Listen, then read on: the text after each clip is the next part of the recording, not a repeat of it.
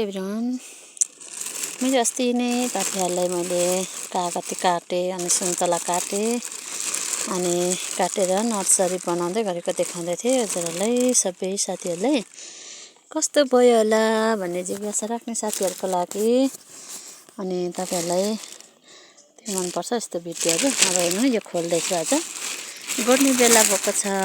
हेर्नुहोस् है साथीहरू, हेर्नुहोस् है साथीहरू, झार पलाएर हेर्नु कस्तो राम्ररी यहाँनिर हेर्नुहोस् त ड्युको पलाएछ हो नै कागतीको नर्सरी। हेर्नुहोस् महिना आज 28 भोलि 29 भोलि 1 महिना हुन्छ।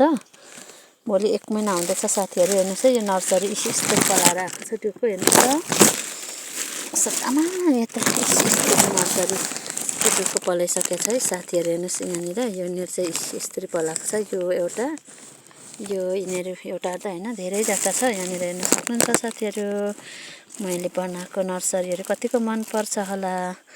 कति साथीहरूले त अब मन धेरै जिज्ञासा राख्छ, सोधिरहन्छ कस्तो भयो कि भनेर। हेर्नुहोस् है साथीहरू, मैले अस्ति सिन्का जस्तो खराङ खराङ खराङ बनाएर लगाइराखेको थिएँ। कतिजना साथीहरूले त मन पर्छ रहेछ, भिडियो सोधिरहन्छ कस्तो भयो तिम्रो नर्सरी भन्दै कल गरेर। अनि तपाईँहरू कतिलाई मनपर्छ यस्तो नर्सरी बिरुवा मैले गरेको खेतीहरू। यस्तो यस्तो कागतीको यस्तो बोट भइसकेको छ। भोलि 1 महिना पुग्छ आज। हेर्नुहोस् यसरी मुना पलाइराखेको छ। यता पनि छ साथीहरू। हेर्नुहोस् है मैले यति चारवटामा धेरै छैन, 150 जति बिरुवा झन्नै छ होला यहाँनिर। हेर्नुहोस् है साथीहरू यस्तो पलाइसकेको छ कागती अनि सुन्तला मिसाएर छ यता र उता है साथीहरू। मेरो यहाँ पनि छ।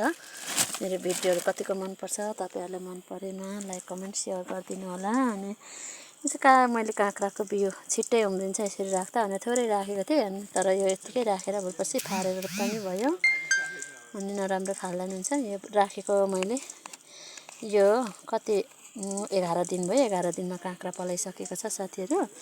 अनि मलाई यहाँनिर मस्तिर साथीहरूले यहाँनिर करेलाको तिते करेलाको बिउ दिएको छ। यो पनि आज 7 दिन 8 दिन हुँदैछ। 7 दिन 8 दिन हुँदैछ। यो पनि पलाउँदैछ है साथीहरू। हेर्नुहोस् है म चाहिँ यस्तरी नर्सरीहरू बनाउँछु अनि तपाईँहरूलाई कतिको मनपर्छ होला मेरो नर्सरीहरू। फेसबुकमा गएर हेर्न सक्नुहुन्छ अनि नै कमला न्यू भिडियो भनेर युट्युबमा गएर पनि हेर्न सक्नुहुन्छ है साथीहरू।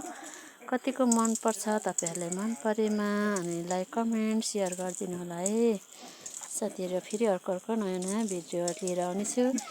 अनि अब म यो अब यसरी सर्दैछ यो नर्सरी फेरि अर्कै पोली ब्यागमा लाउनुपर्छ है। यिनीहरू चाहिँ एउटा एउटा झ्याङ बनाएर अनि सार्नुपर्छ। पोहोर बनाएको रोपिसक्यो साथीहरू।